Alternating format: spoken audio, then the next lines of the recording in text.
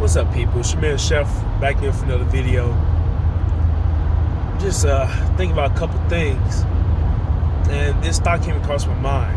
I think I want to share with you guys how gentrification works from my personal experience and what I've seen. What I think that a lot of major cities are about to see in the next upcoming years, if they continue to let certain politicians stay in office, if they continue to let riots and stuff and protests happen in your city, let them destroy certain parts of town. I think you guys are about to see a mass gentrification of a lot of areas. And I'm personally from Richmond, VA, born and raised, and I'm gonna just tell you how it goes down. So as far as I remember when I was growing up, I lived in an area called Jackson Ward in the first 2 years of my life. Jackson Ward, back when I was a kid, roach-ridden, bed-bug-bitten, rats. It was amazing. My mom could even clean the place, but even when she cleaned, there was a bunch of roaches just outside waiting for you at the doorstep. Roaches in the middle of the night crawling the walls. It's a mess. And it's your regular degular hood, just something that you see off the movies. But fast forward 20 years later, if you guys Google Jackson Ward, Richmond, VA, let's just say you'll ask, is that in India or the United States? That's what you ask. But that's where I came from. Moving when I was 3 over to the West End, now known as Newtown, this area, where Maggie Walker High School rebuilt. It was a historically black high school in the 1950s, 60s, and 70s. Closed down in the late 80s. Closed down for 10 years. In 2001, they rebuilt it. It wasn't a regular school for blacks anymore, though. It became a governor magnet school. So all the white kids and Asians and smart blacks from out of the city came there, and basically they got more fun because smarter kids were there.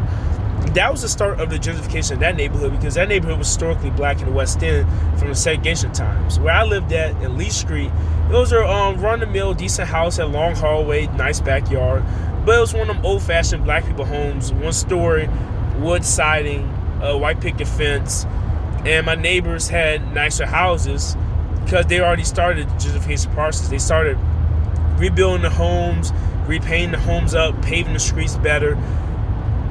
And my mom peeped this, but a lot of people didn't peep it, and I started peeping it too, even at age 6. I noticed how the only thing we had was U-crops on that side of Broad Street, and there was a couple apartment buildings, but there wasn't much to that downtown section of Richmond. But over the time, as they raised the rent price of those apartments, a lot of the blacks and Hispanics and poor whites started to leave and going to the south side, into the other parts of the West End known as Randolph. Slowly but surely, VCU built an empire. VCU in 2004 rebuilt the Kroger's down the street from my house, and now it's the current Kroger's that's there. Yes, that current Kroger's is run down, but it is a newer version than what it was in 2004. That Kroger is also the highest earning Kroger in Richmond, because when I worked there, I remember my register at the end of my night, I would literally have almost $15K worth of money, cash money in my register. And that was one register. Not talking about there's 12 registers and then there's another 24 self-checkout lanes. So imagine how much money flows to that store each and every day. VCU slowly but surely started building restaurants there too. On that strip, there was nothing much there but the ABC store, U-Crops, and a couple parking lots for VCU Ram games they have at the Siegel Center. Well, they started building Chipotle's, Qdoba's, Jersey Mike's, Tropical Smoothie. They gave us a Panda Express, and they gave you a bunch of restaurants. Slowly but surely, the enrollment of VCU kids started to go up. Now, the HBCU, Virginia Union, by the way, they still haven't made improvements to their school since pretty much the late 80s. And a lot of their board members are known for funneling the money. And things like their simple things like a football stadium are still not built. Their football stadium looks like something off a high school. But that's nevertheless the point. So in 2006, we started seeing this transformation of new restaurants, new parking garages, new grocery stores, and even new homes started to be built. My neighborhood behind me was Moore Street. Those were still some of the old time black homes. All of a sudden, one by one, each and every house on that block got rebuilt into a new 21st century style home. The original black residents were allowed to live there if they had a mortgage there, but if they had a rental contract, their rent went up and eventually couldn't afford it and they had to leave. It came time for my landlord, Miss Terry, to release us from our rental contract in 2007. In 2007, she gave us an ultimatum. She said she's about to leave the rental property. The price is going up too much. She wants to go get a real estate into Henrico County. And she said the rent here is already $400 because it was a Section 8 house we was living in. Said they're going to raise the rent to $1,300. You can even do that and rent into your own, or you can put a down payment on it and pay your standard rent right now until the rest of your voucher runs out. Then you have to pay the $1,300. Unfortunately, we didn't make the right decision, and we left and went to the north side of town. And on that block, believe it or not, there was only 3 black families left. You had old Miss Jane down the street. You had next to me Katera Bridges and her mother and her grandmother.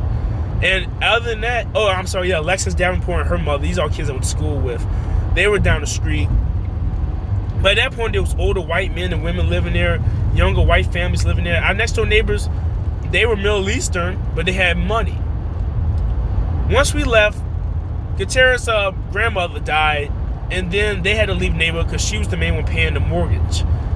Then after that, Alexis and her family left because they moved to the county to go for better schooling. And then sooner or later, no black person that I know was on Lee Street. And so slowly but surely, they started to redo the sidewalks. And Maggie Walker's already down the street. That was rebuilt in 2001. And now by 2020, fast forward, everything is fixed up. When I lived over there in Lee Street, there was abandoned railroad tracks, 2 abandoned warehouses, and 1 abandoned mini bread factory. They rebuilt all those to deluxe condominiums, and now they go for about $1,400 to $2,000 a month. They built the movie theater over there that wasn't there in 2004. It got built in 2009 once most of this was complete. And now if you go to President Richmond, that Lee Street, Newtown area, you will see a nice side of town. Lofts that are very expensive, nice, clean homes, grass cut, paved roads, movie theaters, eateries, etc. But in 2003 and 2004, when we first got there were old town style homes, 1 grocery store near the place, no movie theater, abandoned railroad tracks, bumpy roads, and basically no grass growing because we didn't put the fertilizer and all that stuff in the ground. Another side of town before I let you guys go, because it's kind of a longer video, you look at the behind the baseball stadium area. That part is considered downtown Richmond as well. We have 3 parts that we call downtown. We sometimes call it Carrot Town downtown. We call Broad Street from about where the tattoo shop is, right there on Allen and Broad, till 12th and Broad, down there by City Hall and by the nightclubs. Actually, I got 2 more examples for you. This is going to be a quick one. The baseball stadium, the Diamond, we had the Richmond Braves before they went and sold the contract. Then Atlanta Braves, they started becoming the thing. So we lost our team that we had here. They weren't Major League Baseball, but we had the, I think, minor league. That generated some revenue, but the baseball stadium was the only attraction. The ground bus station was kind of dumpy and old, and still is. There was nothing in that old Exxon that was abandoned since the 80s. There was a rough, rugged parking lot over there that the Richmond Public Schools used for driver's education practice range. And behind all that basically was some old businesses that were abandoned back in the 90s. Fast forward to today, there's nice condominiums over there. That old abandoned parking lot where the Exxon was got rebuilt by Exxon. Then right next to that, it's a Wawa that just got built and finished in 2019. The stadium has been rebuilt and renovated, and they repaid the roads, of course. And now it's a thriving district. And then finally, you see Shockoe Bottom, an area downtown that's always been decent, but a lot of the clubs and bars there weren't always there. A lot of the crime from Southside carried over to that area in the 90s, and a lot of people started leaving Shockoe Bottom because they were scared about going to the clubs. Now the police have policed the area, gotten under control. The mayor's allocated money towards those districts, and now it's a healthy, thriving district with multiple bars, clubs, and grills. And it's one of the city's main revenue earners. The point I'm making here is this. Before gentrification happens, they always give you about 10 years before they do something. I moved in 2003-04. It didn't get completed until about 2015. The plan all along was to do that, but it can't be reversed. The problem is a lot of us don't peep the game until it's too late. And that's the message I want to send to everybody who thinks that rioting is the right way, destroying your own town and city, letting people from other sides of town or letting people from other cities and neighboring counties come and destroy your city. All they're doing is getting you guys ready for gentrification. And then the same niggas going to be complaining in 2029 that they don't get to live in this side of town anymore, that the white folks or Asian folks took it over. Well, just think back to 2020 in the summer when you guys let some white guys, some Hispanic guys, and some black guys that had BLM in their chests go around and trash your city and trash your local stores. Think about what you let happen in 2020. Then you wonder why the Best Buy, Target, Walmart doesn't come back. That's the reason why they don't come back. Take from me a guy that lived in Richmond all of his life. Our crime went up in Northside Richmond, Highland Park. Since then, no grocery stores really came over there. It still looks like a dump. We have a one Family Dollar that just built 2 years ago. That's the only Family Dollar in the area. That's the only place you go get groceries. You have to go downtown to get groceries. Certain areas in the South Side, like Jefferson, Davis, and Midlothian, are so ridden with drugs, prostitution, and crime.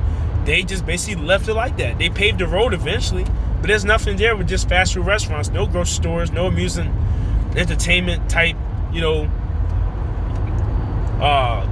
lawns or parks you can go play in, no movie theaters, no golf complexes, none of that nice stuff that you see usually in the counties or decent parts of town.